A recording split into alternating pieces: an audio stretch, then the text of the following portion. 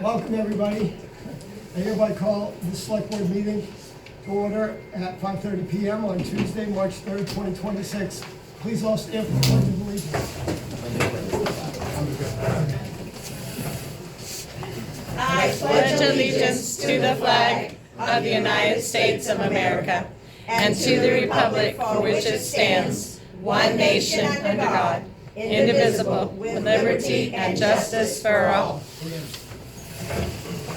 And just so you know, there is no comma, so you don't have to hesitate to say under God is, one nation, under God. And I had you people all trained once. We're not really What are you talking about? Apparently, We have to breathe after every couple of words. right, you're supposed to say it. One nation under God. Right. Just No like you're pause. supposed to put two spaces after a period back when you guys were. That's typing, exactly typing. right. When you were Nowadays. And I still do. And I still do. And I still go through and I correct everyone, get rid of the extra space. I thought you just did that to make the papers longer. No, Oh, that's when you double we space. were in the cusp of when they changed over to Bigger not. font and double so. space. All right, we ready to go? Okay. Apparently not. Order in the meeting room, please. All right, we're gonna move on to the consent agenda to approve the minutes for the select board meeting February 10th, 2026. Do I have a motion? So moved. Second. I have a first from Amber and a second from Ethan. Are there any questions or changes? Seeing none, all those in favor? Motion carries 4-0.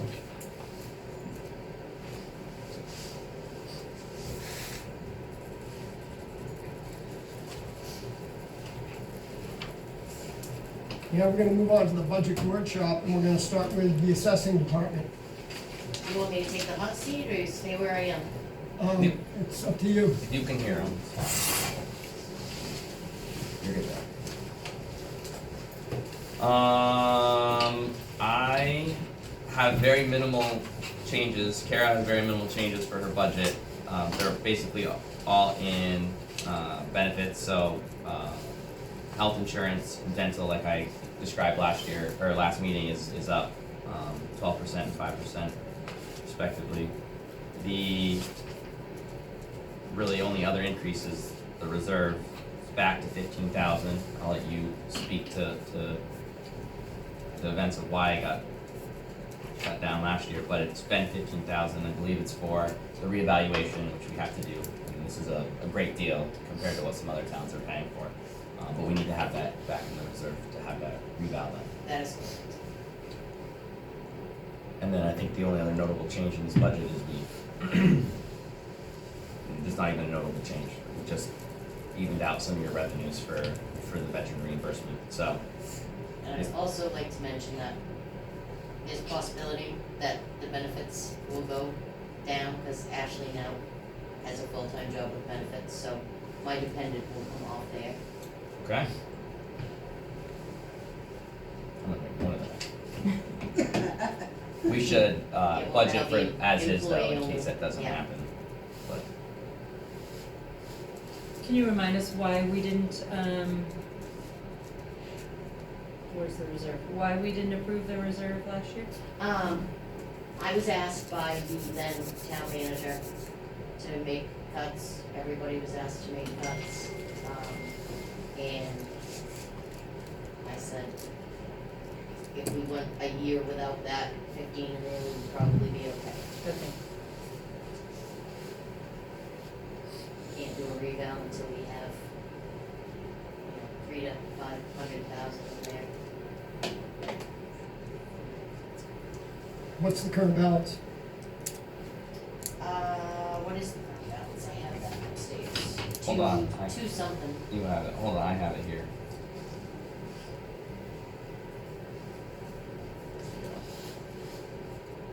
$224,378.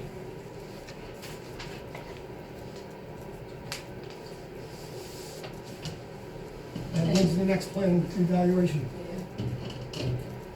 We don't have one scheduled or planned right now. We made some major updates to values last year, and we're still looking at some stuff this year, so We're in a pretty good spot right now, but we don't need one.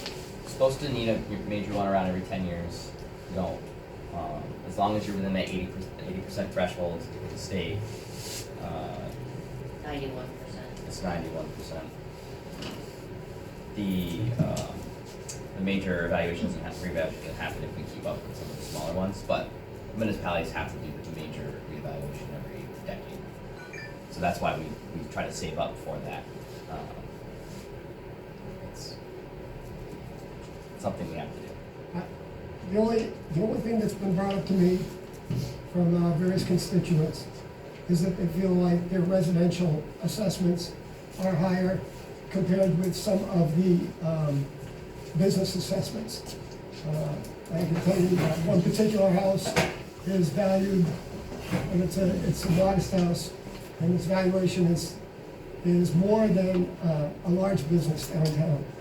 And I think that it should be looked at. It seems like the business valuations aren't in line with residential valuations. And we did look at business land values last year and made some updates to that kind of stuff.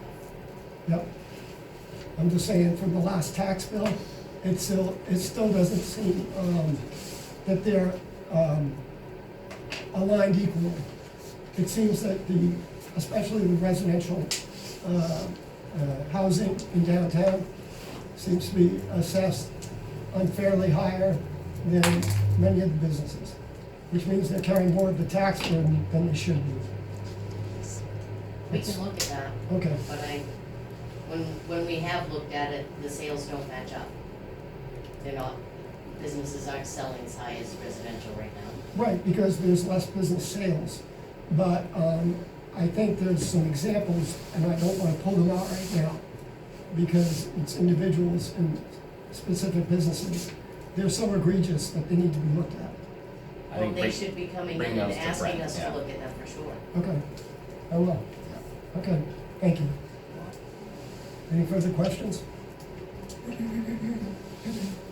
All right, seeing none, we're gonna move on to Parks and Recreation. Thank you, Karen.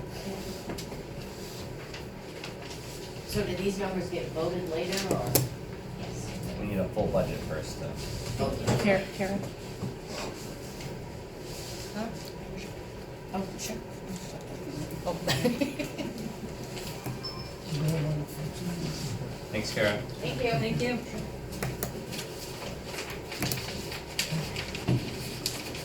All right, Denise, you got the floor. Okay. I'll go first. right. So again, Why are you'll you see the going? increases again in benefits. I believe your retirement increases because you had a new employee from the last budget cycle, is that correct? That's why that wasn't budgeted for, but now it's budgeted for wages, but they weren't working, or it was an open position or something like that. But your benefits are the biggest increase in the upper half of the budget. I'll let Denise speak to some of the other intricacies, and we'll get to the capital reserve at the end, which I added some money in for our new ball field and multi-purpose field. But Denise, you want to go through Yeah, the other sure. changes? Yep, so, on personnel services, obviously that's, increase with pay scales and minimum wage for all employees across the board. Employee costs, no changes there. As Nick said, with benefits, that's just employees signing up for benefits, and the employee, whatever they choose is what it is. Supplies is no changes. Utilities with electricity, water, and heat, those are up due to the increase in costs per gallon and the increase in electricity. Plus, we're adding on a new facility, which is the baseball field at the athletic complex, so we have a new service for CMP there, so we'll be paying electricity bill for Meadowview Lane, water for the irrigation, and the heat is only the increase for the fees that they charge us. No new additions for the heat over there. Portable toilet rentals under contract services is up just due to the increase in cost for handicap, portable toilets, so that reflects that. Repair and maintenance on general, putting that back to 7,000. Former town manager just wanted to make a cut somewhere as the last budget meeting, and that's where it was. With new facilities, that's crucial to have that back to where it was. The building mechanical primary maintenance services is our contract with Siemens that takes care of our heat and our air units, filters above the gym, all that stuff. We've had a 3-year contract. This is the first year on this new contract. It will come to you once I get that contract revised to you at the board level to make that approval. But that will be the fee for the first year. And they also use Siemens here at the municipal building. Lawns increase is the increase in fees for supplies. Also, we have a new field that we will have to maintain, which is, it reflects actually 2 tons of Duredge Pro Slide, which is a conditioner that goes on the infields, which needs to go on the baseball field. And also we do that every year to the Cal Ripken fields. We put new infield mix, and then there needs to be a conditioner that goes on top of it to keep the condition of the infield mix. So that's what that is, we do that. So we do 1 field down back, we put new infield mix, on field 3, so the conditioner goes on the top of that. So that's just 1 ton of turf for down back, and a ton of, Pro Slide for the new baseball field. The multi-purpose floor, you saw last year I did take that out because we were getting a new floor, so we didn't need to spend that $3,000. We have a brand new floor now, we need to maintain that, and that is just doing the water base on the top, seal, just rebuff it and just seal it again to protect our floor. Our floor lasts a long time, so it was 37 years we had our former floor, so this will just maintain the floor condition for years. Purchase under gas and diesel, that's just an increase in our gas and diesel price. I can just give you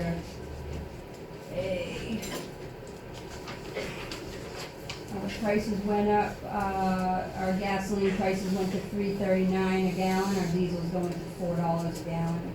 So that increase reflects cost on the increase of those 2 items. The other change, is miscellaneous, inspections and security. That's our monitoring of our community center, our fire and our safety. That is also our sprinkler heads, all that. That is 1 contract that I have through Maine Fire Protection. And you'll see above that, talking to Nick, I felt that we zero out the alarm up top and add that into, add all those into, because it's a bundle, 1 kind of bill package, so it made sense to do that. It's not like an alarm monitoring bill and then that, so it's like inspections and all the monitoring in 1 contractor, 1 bill, so it made sense. That is 15, they did not increase our fee for that, it's 15.14 still. The 500, the extra on that 21 is for our fire extinguishers, so we just kind of group them together. So that's the 2,100. Okay. That is it. And like I said, most of it's just increase in services and fees, and just salaries. Is that Encore that does your fire stuff? Encore does it, we are going to switch over to Derigo.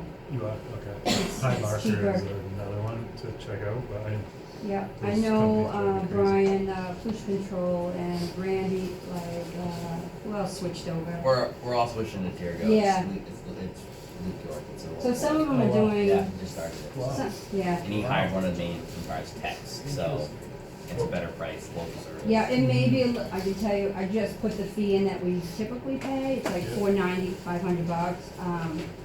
but I can foresee it coming in a little cheaper. Okay. He Yeah, already 'cause I told me saw it's that, gonna come like, in cheaper, but I don't have that. Seco Security sold to Pie Barker, Yeah. and the local company sold to Encore. Yeah. So I guess there's one new local company left that we can look at. That's Yeah. kind of cool. Yeah, we had Seacoast in the beginning, Mhm. and we went to Mayfire, then we went to Yeah, it's an atrocious Encore, amount. then now we're going to Derigo, which all departments are gonna switch over. Some departments, I think, switch now, some are gonna wait till their contract ends and wait till the new year. Mhm. But I think today, talking to my maintenance with Steven, we thought maybe we could save some money and just switch over now as long as we have some money left over. But basically, that's it, and I believe I'm at a minus 3.1% of my overall budget from last year. And Denise, just what's the rationale for the reduction in capital reserve? Is because now we've cleared a hurdle, or because, what's your long range thinking about what your capital reserves are needed for? This is gonna be our first budget year with the new field. But we have jumped a hurdle. We did get approval on the 3 million. I did get the green light a week and a half ago. So now we can draw down as soon as we get a contract signed and move forward with the contractor. So right now, we jumped that hurdle. We have that money's coming, which will move forward on the other. And giving a full year will give us some guidance on utilities. You know, I mean, just kind of see, I put a conservative number in there, talking to Steve way back. You know, we paid some irrigation and that stuff, so I think we're good. I mean, So 25,000 of that Denise had put in for capital equipment, like the truck, potential truck lease, Our because it's truck. 2012. I really didn't want any new vehicles this year. I think we're gonna have to do this one, but Heights will do a lease program, so we'll make it, stomach it. That you have you have split up for the rest of that money for, I did put 15 into the equipment just for the new truck. I've been kind of putting monies away for equipment. We got our new mower last year. The extra monies was for the truck. That's our priority. The truck is rusted out. I'm just at the frame. Nothing happens to it, but we're at that point. We bundled with the highway when Greg was here and bought 2 trucks together, but they've already replaced that truck. So we are in desperate need of a truck. So if we put that money in there, if you guys approve a lease, we can do that first payment this but the year. other 10 is for other things that you have on your, I don't have it on my spreadsheet. Yeah, that's just You going had into them. the building. Yes, right, that's what it was. We have a lot of repairs, Yeah, doors. front doors, Hardware handles doors, we that can't they don't replace, make it's anymore. 37 years old, so it's just updating, we're looking to do the locker room flooring, still the stalls, indoors. And then you'll see I added 15,000, because we're gonna have a new baseball field, a new multi-purpose field by the end of the summer. We're unsure of some of the expenses that's gonna come with that for maintaining it. I wanna be able to train our staff, to maintain it, and if we need some special equipment, we wanna make sure that we have something to work with, so we're not screwed, come winter time when we need to winterize it. And if we don't end up spending all that 15,000, it'll be great to have something to start with our capital reserve for maintaining that field moving forward, so. Is that part of the 40,000? It's part of the 40,000, so she had Okay. put 25,000 in, Okay. I put 15 more in for that purpose. So, but we don't know what the capital reserve balance is at this point in time. I do have the We have a rough balances from balance. September, which is the last time it was reconciled. I can give you those. September, okay. I can give you, that's all I got. Okay, and which sub-account is this? External facilities is still there. You want me to give you all of them? No. Or just the bulk? Yes, Those? just related to this, yeah. Building repairs is 160,189.34, and a lot of that money will go towards the locker room flooring, which we asked for money last year, doors, touchless, the restrooms need to be fixed and updated. Grounds equipment, which is the balance right now is $7,052.33. The ball field compound is $429,121. We're good with that. That's gonna from change. way back in September. Yeah, We don't I need that. don't, yeah, Okay, That'll be that'll change, quite a bit less. okay, all right, thank you. yeah.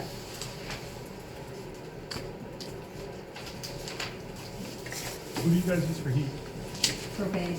When- Right now Bob's is a town contractor, yeah, They're the lowest. yeah. Town does it every year, gets the lowest contractor, and we all. Irving across the always board. seems to blow my mind. The price that they. Like good? What do you guys use diesel fuel for? We have the big Coyote tractor that takes diesel, the big tractor. And So you we run use off, that. you run off-road in that, right? Oh, yep, Okay. yep, These prices are from highway. yep, they come Wow. all of our gas and fuel comes from I was highway. gonna say that We do diesel. bulk pricing with the whole entire tank Yeah. and get it in one tank. Yeah. Which, side note, is gonna be replaced at some point. Jason and I are working on a plan for that, but it's expensive. The last thing is revenues. So I'm gonna be adding a line, but I don't wanna budget for it yet. But it's gonna be facility rentals. And now that we have a newer field, we don't really wanna charge the school. We wanna keep that partnership alive so that they can continue to use the school's facilities and we can scratch their back, they scratch ours. It's gonna be difficult if we start doing a pay for play for both of us. It's the same pool of money at the end of the day, the taxpayers, doesn't make sense. So it'll be an outdoor rent, like outdoor Right. facility rental, because we For the have a new- facility rental right now, which is our building rooms. Right. So I'd like to see some revenue for our new ball field for like, Mhm. whether it's through programs, if we take on American Legion or if we host a baseball tournament, we should be charging for that. I've done fee structures before when I was Parks and Rec director way back in the day, so I'm gonna work with Denise and get that, but I'm not comfortable enough to project what we'd actually confidently use. So just know that probably the second half of the year we'll be taking some revenue in, maybe in the spring of next year, so it's still part of fiscal year 27.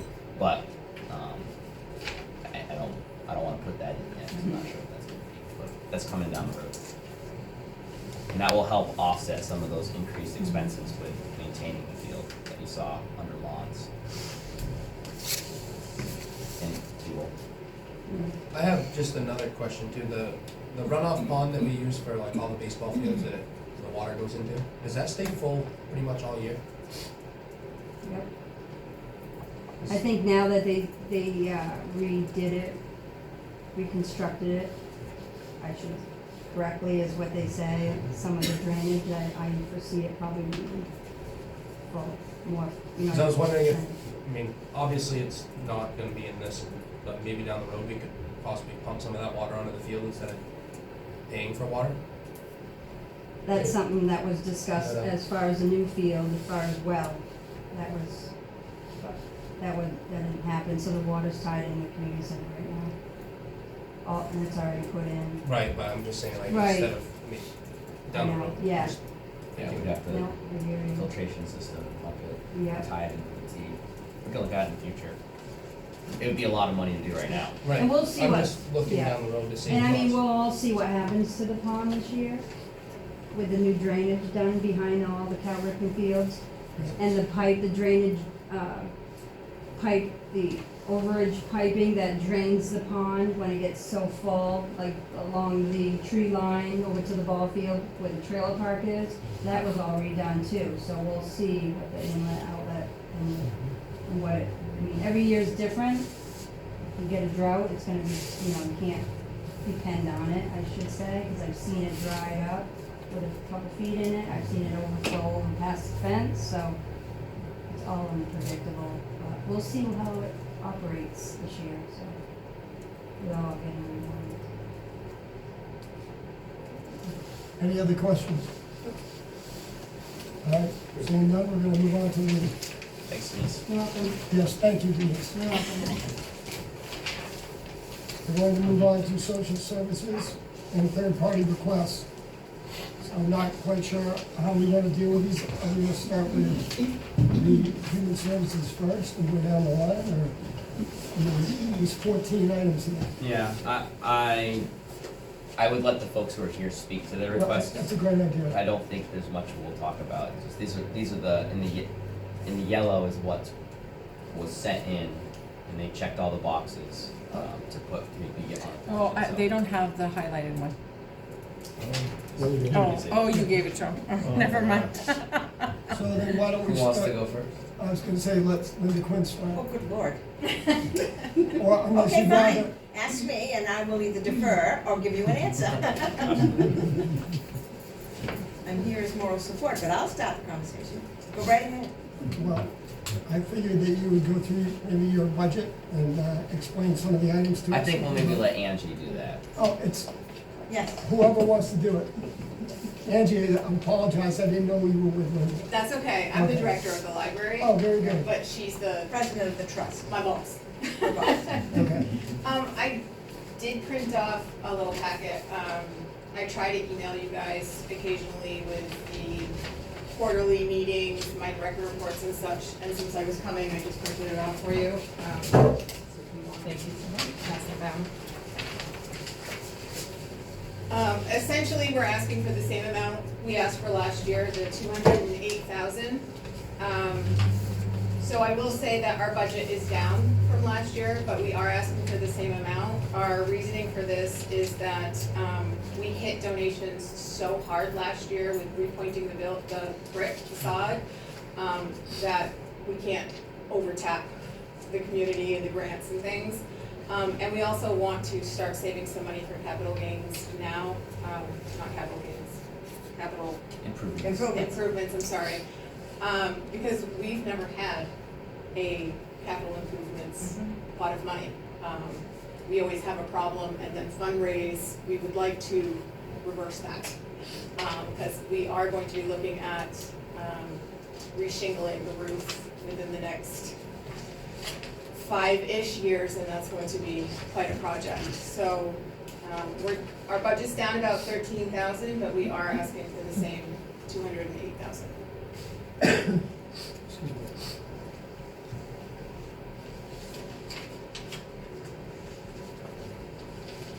So, I have not had a chance to review the details of this.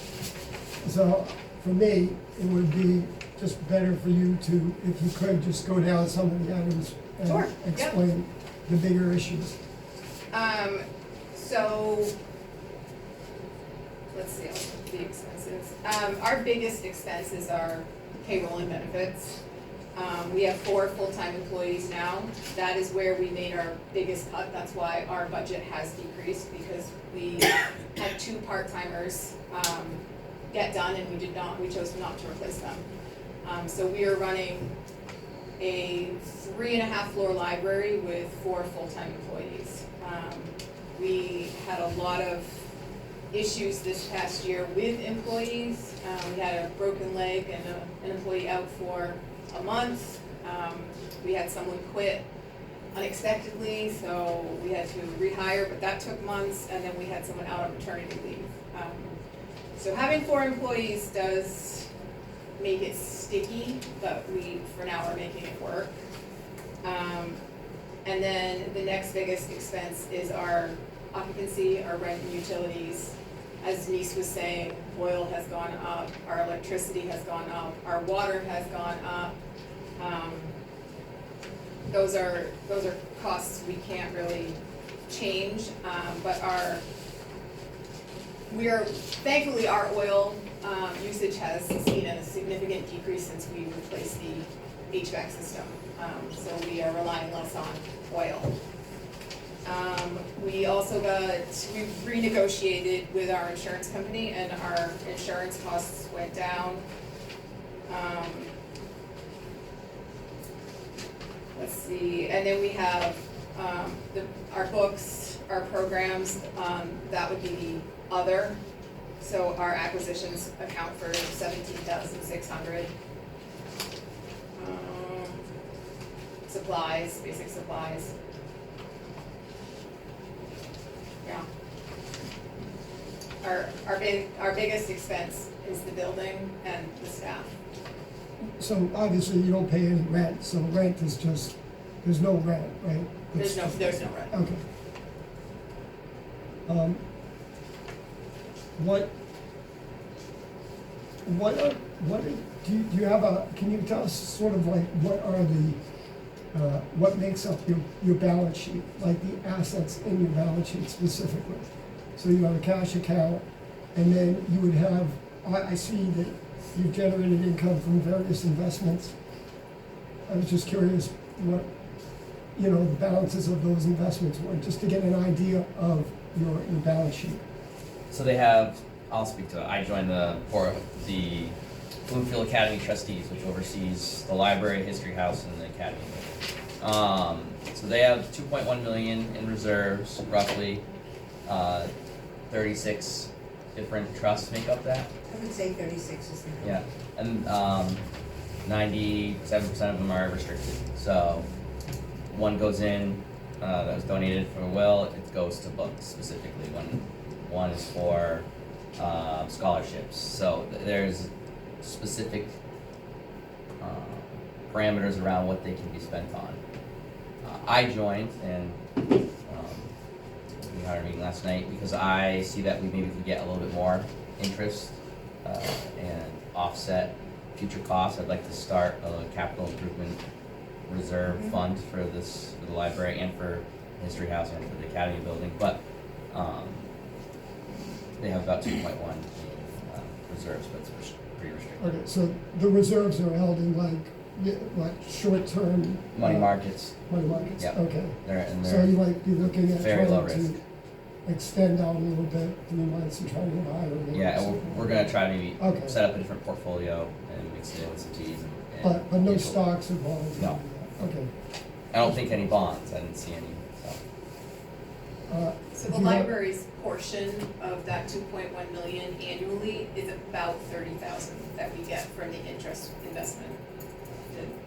Oh, so the money's going somewhere else as well? Yeah, so that 2.1 covers the history house, Oh, okay. the academy building, and the library, And And various scholarships and and women's various aid. scholarship and, yes. Oh, okay. So- That's interesting. So it's and they're all restricted for certain areas, so the part that the library can pull from is producing $30,000 in interest roughly. Okay. Other questions? Do you have any major liabilities, long-term, short-term? Yeah, You like just the loans? historic building. That's it, right? We have no loans or Yeah, anything they like have- No that. loans, okay. No, no, no, no. Okay. I mean, I don't even think we have a vehicle to borrow against that trust, so we operate on a very narrow margin, because of those 36 items that are, or, I'm not quite sure what the word is to do that, 10 of them are all for Ladies' Aid, a different Ladies' Aid than the ones that you people have dealt with. There are 10 of those, and we have a big, and then the History House has their account, and then the Bloomfield. And the whole history of this trust started with the Bloomfield School. And you know where that is. That's on the top of Main Street Hill. There's a building up there that's called Bloomfield Academy. And that was the first high school in Skowhegan. And that's what started the Bloomfield Academy Trust, because Benjamin Shepherd, who was the first superintendent in Bloomfield, before it was Skowhegan, that's how far back this goes, set aside some money just for that school. And at the time, the trust paid everything for the school. And then when the school no longer became, it was like 79, when it stopped being used as a school, and now it's like a museum piece. Benjamin Shepherd never wanted it to go away, so they paid, when we became Skowhegan, the Bloomfield Academy Trust paid Skowhegan so that everybody here graduates from Skowhegan Area High School and Bloomfield Academy. Okay. That's the history of that. And then over time, they decided to add the History House, which was also donated by Governor Colburn's niece, Louise Helen Colburn. And then the library became part of the trust, and that's how it grew. But everything that went into that trust came with a restriction of some kind.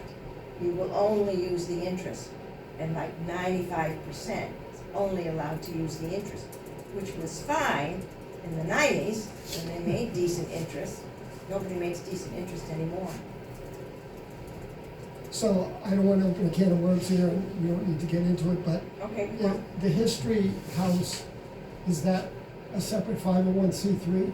Or is it, There's a, Yeah. there's Is this a all- separate they do have their nonprofit. own. do these roll up to each other, or? So the Bloomfield County trustees are responsible for the structure, the maintenance of the Of the actual structure. property structure. Okay, The nonprofit runs all the insides and operations of it. okay. So this trust doesn't oversee those operations. So maybe one of these days you could just sit down and Yeah. take a look at the. Yeah, yeah.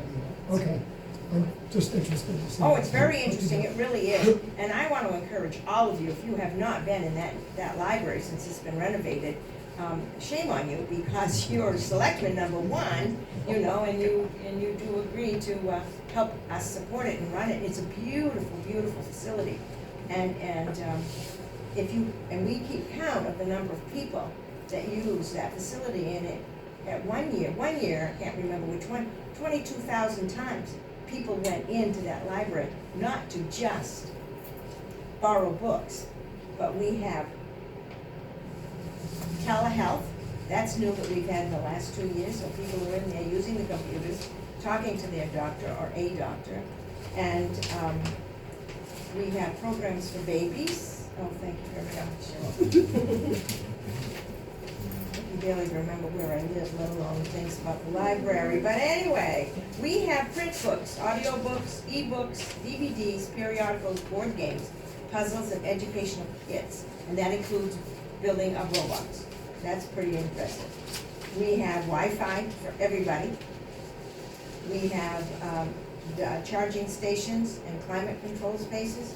We have meeting rooms, study spaces, nearly 200 recreational and educational programs every year for people free. Museum and park passes available for checkout, and we have Narcan, which is a sad indictment on the society, but we do have Narcan, so. because Have you had to use it We have, okay. more than once? We've only used it on the premises once, but we've given out about 60 cases, 60 boxes. Each box has 2 doses of Narcan. So we have receptacles in our adult bathrooms that have free access to free Narcan. And we have a small food pantry. We have diapers. We have women's needs, personal care kits, children's snacks. You will be amazed to know that one summer, we had a little boy dropped off there every morning at 10 o'clock. And nobody picked him up until we closed at 6. So that didn't force us, but he had nothing to eat the whole time he was there. Good little boy, looked at books, played with the toys, stayed out of everybody's way, and nobody sent him away. So that word spreads amongst the parents, and the next thing in NANG, and this little shop downtown. You do know there's a little shop downtown, it's the Friends of the Library shop on 61 Water Street. That is it's a nonprofit organization with its own nonprofit designation, and we have volunteers there, and all the money, after we pay the rent, that's the only expense that we have for that and Wi-Fi and the phone, goes to the library to help these type of situations. We have a warming center and a cooling center. That library serves this community very, very well. And I wish you people would find some time in your busy day to go up there at 10 o'clock and just walk around and see that 10 years that we spent renovating that library at no cost to the taxpayers. It was all done on grants and donations, and it's a beautiful facility. Please go look at it, just wander around. I mean, when You I can do it was, on a Wednesday when Janet. I was gonna say, I recommend Wednesday because we have a Okay. tour guide. Janet volunteers at the library on Wednesdays, and she's our official tour guide. I have like history about the building and stuff that I've gleaned from other places, and I just throw it in there, and Nick went on a tour with me. Tour once. Janet, maybe you and I can kill 2 birds with 1 stone. oh, that would be wonderful, that would be wonderful too. All right. Well, thank you. So, Do you have any, Glenn? Some of the best Tiffany stained glass windows as well. There you go. Which we just repaired this summer. Wow. Yeah. Steve Dion is amazing and I will do- never retire. I do wanna point out, for a municipality our size, the town has been lucky that they don't have a municipal library on their budget right now. Most towns our size have a library, that's a Oh, I dare municipal say budget. that what you pay now would double. If you More, owned that no, library, maybe even more. No, I worked in a smaller town and our very shoestring budget, our library was 600,000, so. So when I was a little girl, I wasn't allowed to go to the library because my mother thought I could do everything I needed to do at school and I wasn't gonna be left alone at the library, but that's neither here nor there. There were two little old ladies that worked there, and you were not allowed in the stacks, and you couldn't get up on the mezzanine, which is just beautiful because Steve Dion just cleaned that wood and restored that wood. It's a very beautiful building. And those two little old ladies would take you to the book stack of cards. You remember having to pull those out and find the part of the book that you wanted? They would do all that work, get it for you, and then send you on your way. This library now serves its community very, very well and its people. And we have the run of the whole building. And the biggest 5-stop elevator east of the Mississippi. Not only does it have 5 stops, am I saying this right? Correct me. And opens on 2 sides. That's worth the drive. I mean, just to go in and ride up and down and just say, look at this. You don't have to climb those stairs if you don't want to. Better than the Scout Even Fair. Okay, I'll stop talking. Okay. Can I just say, as a volunteer, people that come in, they come in from all over. I ask them where they're from. Some people are just stopping to just stretch their legs. I've had people from, one of them was from Russia. They had come over and they were from San Diego, they were there, and they were looking to move to Skowhegan. They wanted to be able to walk to the library. So, things like that, people that are looking to come to Skowhegan are looking for those programs. So they'll come in and they'll be like so excited when they see, they're thinking they're moving to a small town, and when they see everything that we can access them to there, they're like so excited. Yep. So that's just my spin as a volunteer. I will say that we get used as the chamber quite frequently, because the chamber doesn't have open hours a lot, and I'm not putting the chamber down at all. They're a very small organization, but they'll come and they'll ask us, where can we go eat? Where is a hotel? What are the school systems like? I'm not sure how the library became, a stopgap here, but we answer the most random questions about the town. I've worked with Christina and we're trying to get some trail maps and different maps about where to eat in Skowhegan and different programs and things like that, because they're frequenting the library. And we get a lot of customers from away because of the name of our little store downtown, Friends of the Library. And everybody who works there is a volunteer too, but we have no staff that we have to pay. And we do support the summer reading program. We've been doing that for 2 years. And we just send them the money. I mean, we're doing as much as we can. Okay.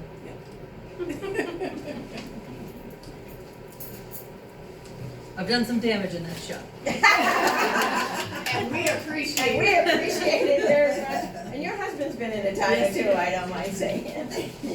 And we do have some regulars on a first name basis. It's wonderful. Thank you. Thank you. Would anybody else like to speak? All right, thank you.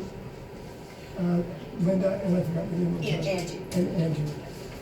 We'll move on to the next one, which basically, last but not least, would be Christina Kennedy, It's that way. going on to Main Street.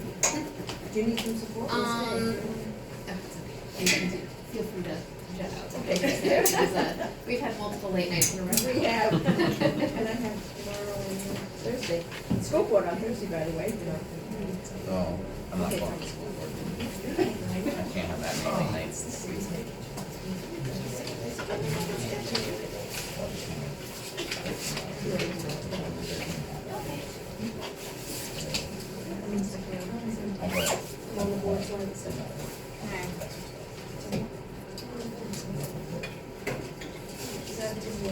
Come on. Thank you. Thank you. Good night. And I am there tomorrow till 12, or maybe 2 if you come. We'll go longer. Why don't we just have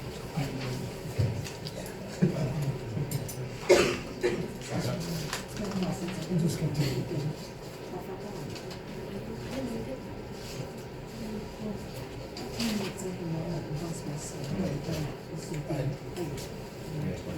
So Christina, talk to us. Your ask is what? So our ask is- 2,500 more? Yeah, something like that. 3,500 It more? was, like we were told by previous select boards that they prefer that we ask for incremental increases versus a $5,000 or $10,000, like a $10,000 increase, in year over year. So we try to do a percentage increase, and I think we're at, 2.4% increase this year. So we're at like 83, we're at 85 now. And this is 7% of our total budget of 1.2 million. And as a Main Street organization, technically the preferred designation from the town or donation from the town is 1/3 of your budget, and we're at 7%. So we're saving you guys, giving you guys a deal, if you will. But that's largely because our budget has grown so much, and we have tried not to increase the ask to you all significantly, or to the taxpayers significantly, to match the budget growth that we've had. When I started in 10 years ago, we were at $120,000 budget approximately, and now we're at 1.2 million. So we've tried to just do incremental increases over time. So, funding will go towards operating expenses. We receive a lot of grant dollars, but those are typically restricted funds. So our Scouting and Outdoors program, which is about $500,000, if you look at the budget I sent over, and you go down to other, so Scouting and Outdoors AmeriCorps program expenses exceed $500,000. So that is our outdoor program that we run, where we run free outdoor programs and operate the walk-in gear lending library for 7 days a week. And I have a staff of 1 staff member and 7 AmeriCorps members currently, but we'll be adding more AmeriCorps members this summer because we ramp up programming in the summer with youth programs, day camps, etc. So that's a major focus for us as we look to become an outdoor rec hub in the state. It's very important to us that we emphasize outdoor rec opportunities for our residents, and so people can come and participate in free programs with us multiple days a week, and people can come and borrow gear from us for free. And so that program is particularly expensive to run, but we get about $250K, I think it is, from AmeriCorps. And then it's actually a relatively easy program to get grant dollars for because of the fact that it's such a great program getting people outside. So there's opportunities from like health and wellness grants and economic impact grants. But we are looking to ramp up our earned revenue through that program this year. So we've added merchandise in base camp. So if you want a Scouting and Outdoors branded item, please feel free to stop by the base camp. It's in the back of Joe's shop, Joe's coffee shop.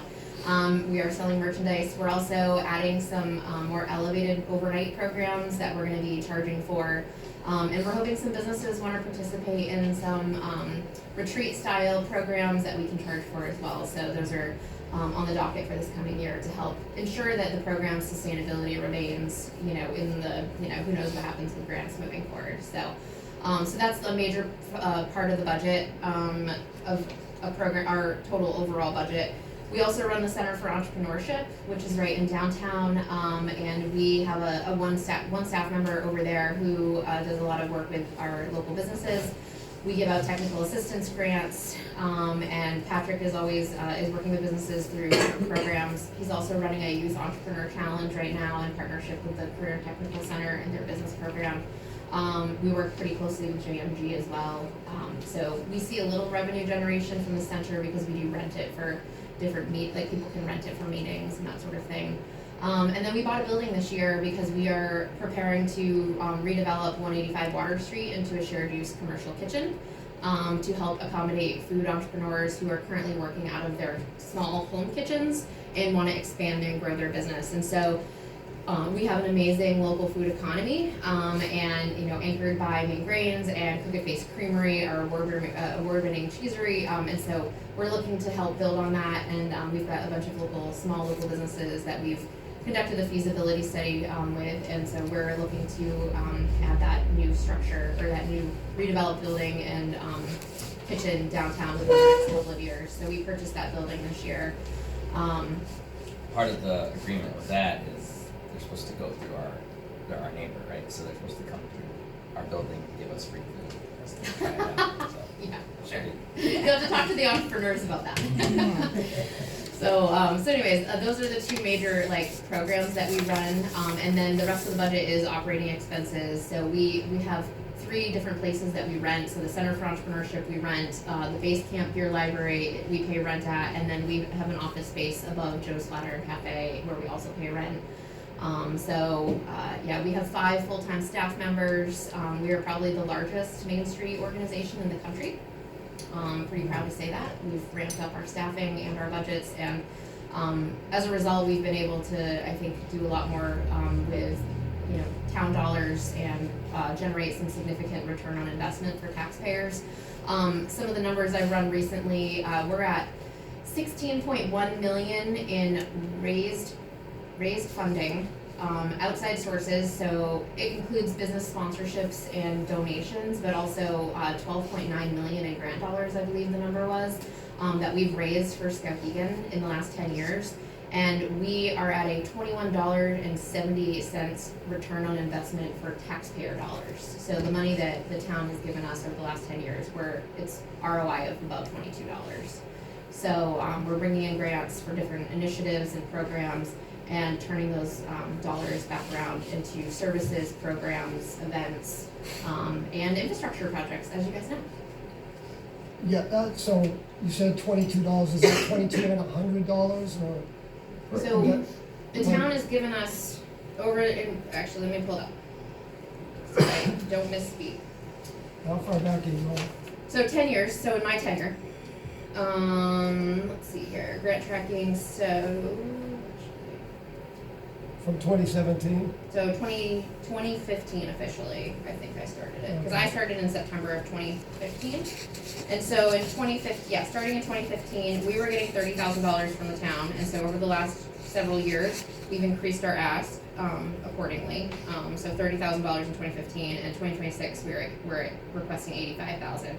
So that's $706,000, well, $707 approximately. And then we have brought in $16.1 million. So that's where I get the ROI number. Okay. So I did notice that up until 2016, the Main Street was funded with the downtown TIF revenues. Mm-hmm. And then beginning 2017, it switched over and it's now being funded with, through the general tax fund. And I think what you're doing is great. You're thinking outside the box, you're coming up with businesses. So I commend you. But I'm wondering if some of these funds that you're requesting should be coming out of the downtown TIF funds. It would satisfy the same thing, and we could sort of come up with an appropriate, there's certainly things that you're doing outside of the downtown as well. So I'm not saying 100% fund you through there, but I think we should at least look at it and see what would be an appropriate proration or breakdown between funding it through the downtown TIF and general tax fund. That would relieve some pressure on the general tax fund, and you'd still have the funds that you need to continue your operations. We didn't make the decision as an organization to not request TIF funds. I think the select board made that decision, if I recall. So I don't know, Amber, if you have recollection of that. That predated my involvement on the TIF committee, but what I can say is that Main Street's designation occurred in 2005 with a grassroots group of organizers, chamber members, DBA members at that time. The downtown TIF was formed by Peter Mills in 2006. So it's quite possible that when the downtown TIF was formed, there weren't projects to support yet. Like, we were still trying to mobilize what needs support, and it wouldn't surprise me if that's how they justified getting the Main Street contribution off the ground. Now, I wasn't around when that shift was made to not fund it from the TIF, I will say that, to your point about when you sign on to the contract of being a branded Main Street organization that receives support from the National Trust for Historic Preservation, it is a national program, and your commitment as a town when you accept the designation is a third.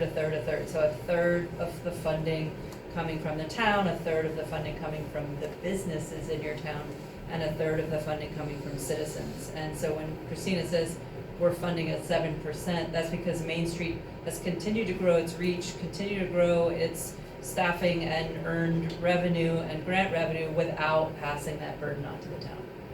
I mean, the issue here I have is, it's primarily stuff that is promoting the downtown, and it is constructive. But if it's being covered by the general tax fund, that means all of Skowhegan is paying for it, and the revenues from the downtown TIF are not being used for that. But that is exactly what downtown TIF revenues should be used for. So I just think it's something we need to look into. It's not gonna be resolved right now. Yeah, so I'm with Whitney, not 100% should be, this is less of a conversation you even need to have, it's more of a conversation Yeah, with I board mean, I members, don't- right? I don't think the board is saying, just want to clear, we're not arguing with your ask. We think you are you kept it in check and produced a lot more for this community. As a third party to this community, when you Google Skowhegan, when I was trying to look up these folks to see if this was a place I want to come, you're all over the news. So it's very clear you've done a lot of positive for the community. I think internally the board has to discuss, and I think it's a one of Whitney's better ideas is to, maybe 50,000 of it comes from the TIF, the downtown TIF, because you do a lot of stuff for the downtown, but not everything is the downtown.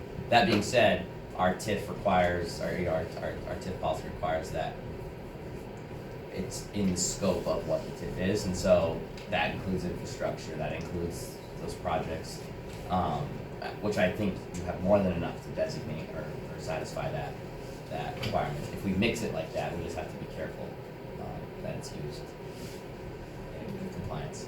Yeah. And I think that, oh, go ahead. I would just worry a little bit about like the cost benefit analysis of that, right? So like, it would make more sense to me if we gave Main Street $50,000 in addition to what they're asking for to work on their building or to work on, something that is gonna make the town better. I mean, you're not getting taxed, so that's a little bit outside of the realm of the discussion, but also the cost benefit analysis of like all of the other buildings that are unoccupied on the second floor downtown, that really, I feel like those are the folks that really should be getting educated about this TIF. And like, they should be coming in requesting and developing their upstairs, right? And that way, they're gonna be charged more money for property taxes, and it's gonna benefit the town in the long run. Right, but right now, it's not benefiting the town. It's benefiting downtown, it's doing great.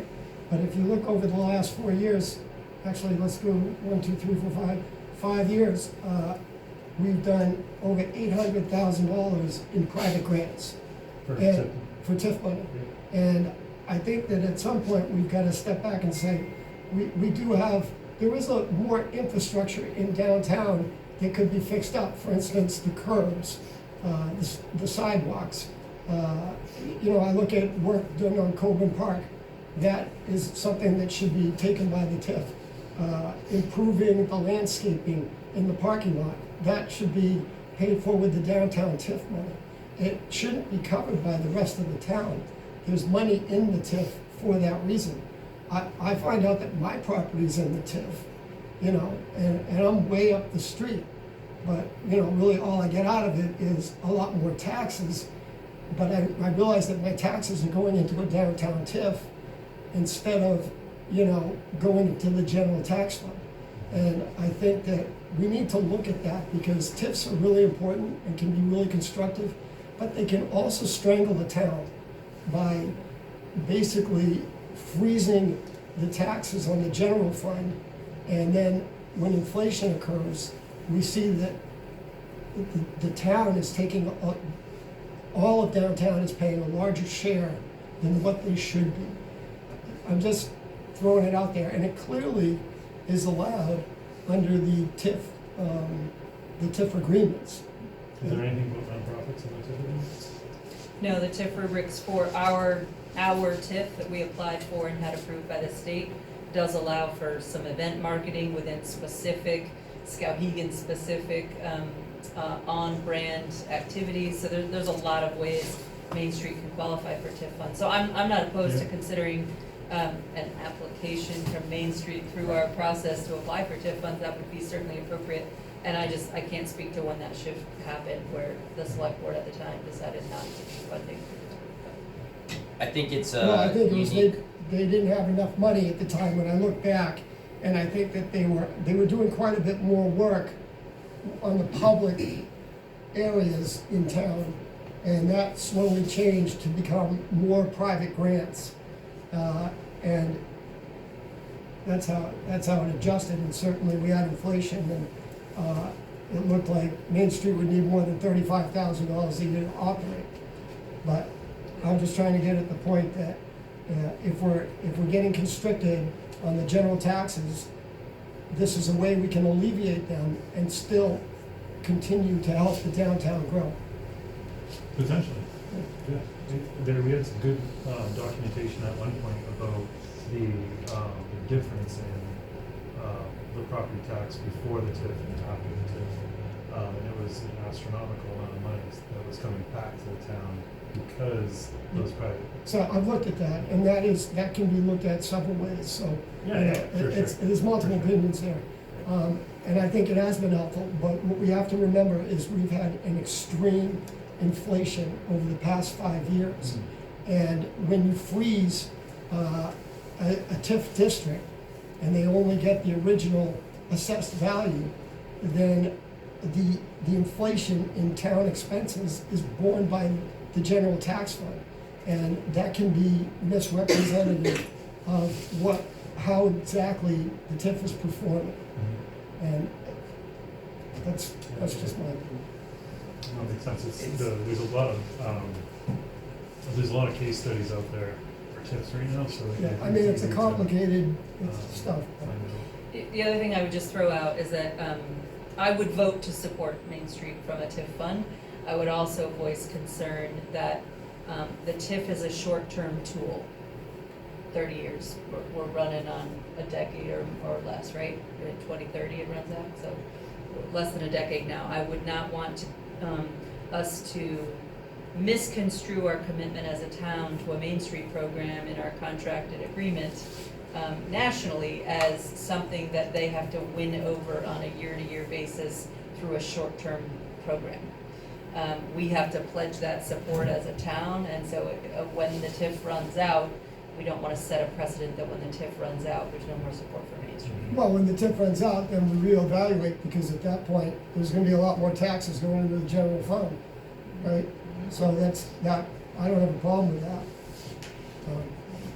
I'm just looking at the 85% increase of the $800,000 since 2022 that has gone into private businesses.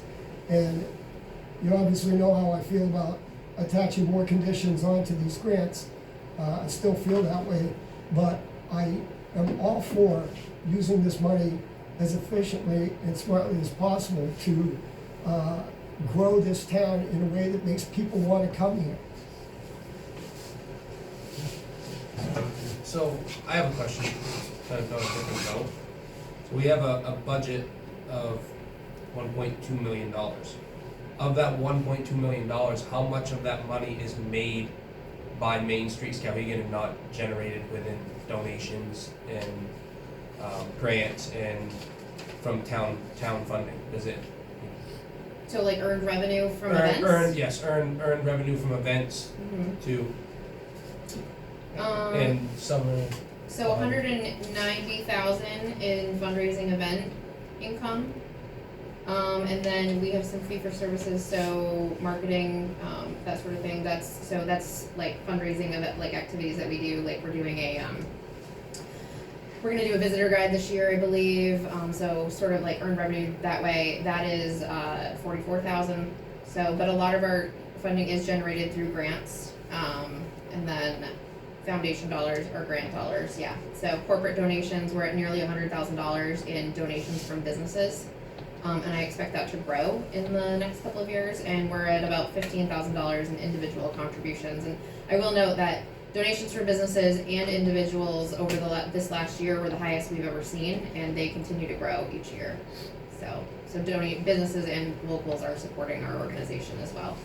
This is showing over $600,000 in income from your sales, whatever, right? AmeriCorps program income and entrepreneurship income. So those are grant dollars. Oh, those are grant dollars? Correct, Okay. yes, yep. And so I just thought it was helpful to show, because those are grant dollars dedicated specifically to that program. So I think that and I have budget for each of these programs, but it was important to me to show the programs as specific programs, so that way you could see how these are dollars that are actually dedicated to these programs, not for operating expenses. So I think that 2% of the grants that we receive, so 2% of 12.9 million, we've been able to actually use for operations. So are these reoccurring grant items? Typically, so the AmeriCorps funds, we get about 250,000, so that's a little under half of the Scouting Outdoors program revenue. But then we get funding annually, typically from the Quimby Family Foundation. We see funds from the Onion Foundation, sometimes the Soul Foundation. So yeah, there are local foundations that support the program as well. So. And do you feel like these donations, contributions, do you foresee that they will continue for how many years? Like, is there an end to it, or is this What happens sort if of they stop? annuity type style? The reason that we're working on earned revenue strategies is to make sure that we can ensure sustainability. But I do expect that because we're continuing to do good work, that businesses and individuals will continue to donate. And the Quimby Family Foundation has been funding us for 5 or more years, and so I think that they will continue to do that, in small amounts. But we also are talking with some larger corporate donors that may be putting in some larger funding in the future as well. So, and that would not replace what the town is committed to, but it would in fact just help us expand our operations. So like this year, I have funding coming in from, so CoBank is a large national bank, and we are right now getting $100,000 from them per year, and that is really awesome. That is a testament to the work that I've done getting the word out nationally about the efforts that we're making here to revitalize our rural community. And then the Conservation Fund is another national relationship that I've built, and so we saw more than $100,000 from them this past year, largely to support those 2 programs. And they're supporting some more funding for us this year, and so we're actually going to be hiring a development coordinator coming up. So we're going to be able to streamline more of our fundraising efforts and really double down on more fundraising efforts through Main Street Skowhegan. Because right now it's just me doing all the fundraising and writing all the thank you cards and following up with all the donors, and I need some help with that. So that's supported through a grant from the Conservation Fund. Are these numbers totally separate from all the donations that you've accumulated for the river Completely. project? Totally separate. So you have them on separate books, separate accounts, right? Yep, 100%. Great. And I'll just add that, having written a ton of grants to these same foundations they don't like to be viewed as an operational steady in your budget. They oftentimes exist to support a particular kind of programming, a new program, or capacity building. So sometimes they're in it for a chunk of time while you build capacity to generate your own earned revenue, which is exactly what they're doing to support new programs that have never existed here in Skowhegan before, so that we can get to a point of revenue generation. So we do think that we're gonna get to that point of, we're gonna generate enough revenue that if we didn't have these donations and grants, that we could run without them? Over time. Do you It's gonna take us a little feel, while. do you feel like you could change the mix if you had to? For instance, where some of this stuff is free, that you could eventually begin to bring in revenues that way through fees, or, if you weren't getting the same contributions? Sure, we would have to, if we are not getting the same level of grant funding year over year, then we'll have to downsize some staff members, but we will still maintain our organization and the work that we're doing. We will be implementing some fees for some of our outdoor programs this year. I would say probably, less than 25% of our programs will probably assess fees. We're doing whitewater kayak roll clinics right now in partnership with the AYCC in Waterville and a pool over in Belfast. So that way we can increase the amount of participants in whitewater kayaking, which will eventually contribute to the river park. And so we are assessing fees for those to help cover the cost of the pool rentals, so we have to. But, you know, we're also doing some work with Maine Hudson Trails in Somerset County, and so that's bringing people from Skowhegan to some of these other places. We just purchased a van, so we are transporting people from Skowhegan who may not have transportation of their own to some of these places. So Maine Hudson Trails, as an example, is where we assess fees because there's a cost to us associated with utilizing some of those facilities. So. How many people do you think your outdoor programs are impacting? If you had to put a number to it, is there any idea? So I just saw a number from Amber. We presented about this the other night. I think we're over 10,000 participants in the since 2019. So over 10,000 participants, and some of those are repeat participants. But I would say we're probably 2,000 people a year, including hundreds of children.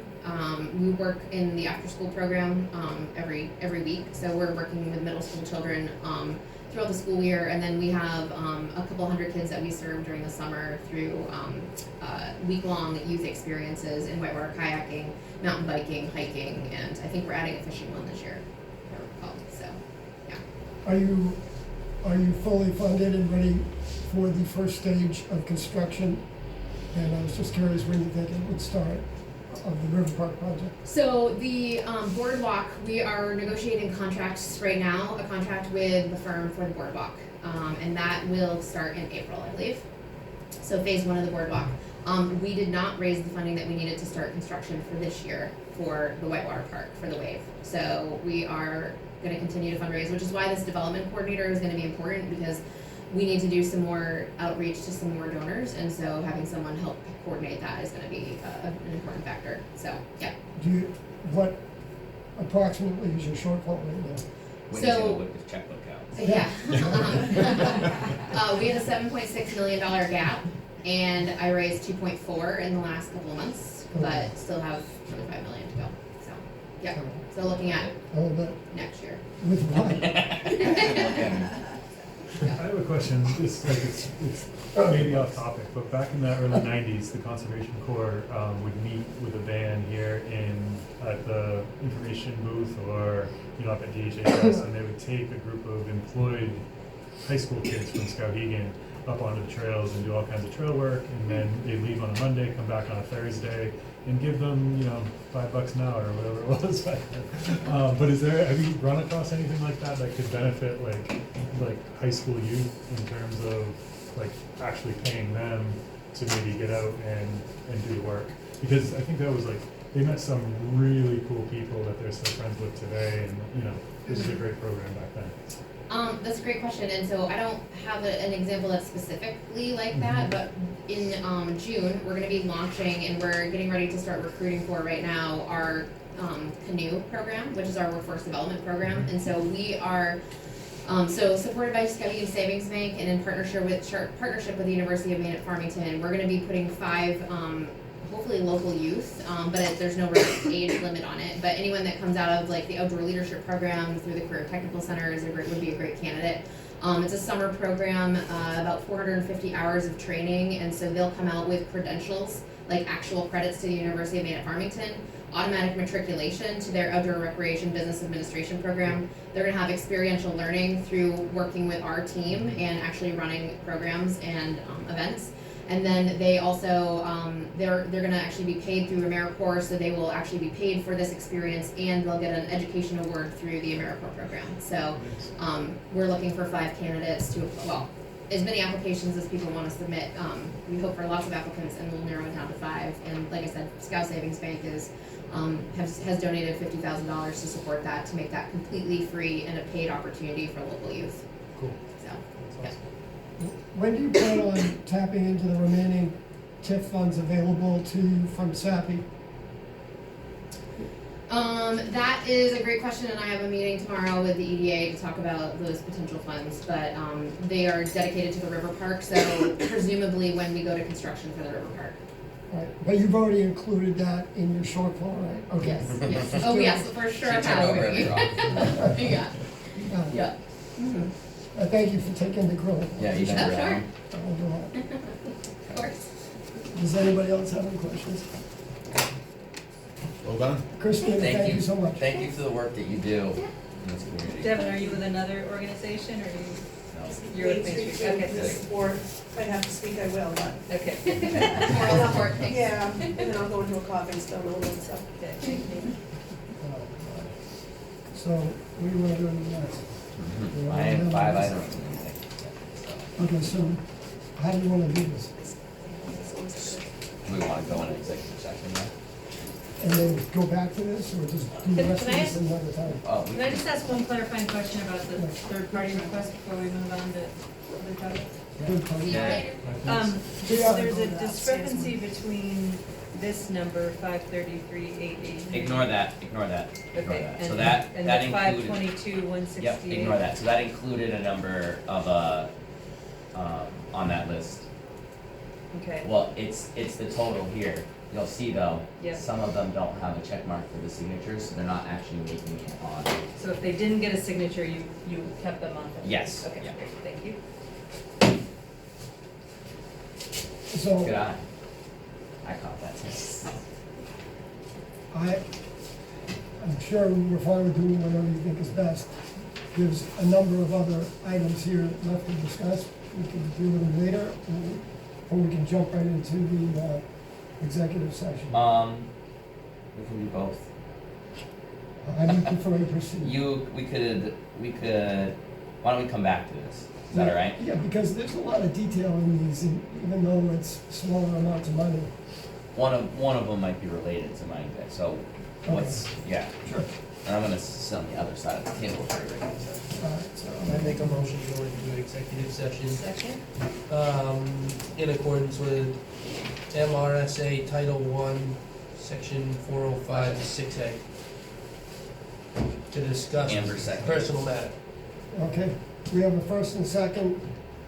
Elijah, sorry, Ethan, and Amber. Yeah, I can't get it. Okay, so Nick, Will you- I'm stopping this, right? Yep, and will you bring that up to our office? Do you have the other warrant that we missed signatures on? Down here? They're there. Perfect. Yes, they are.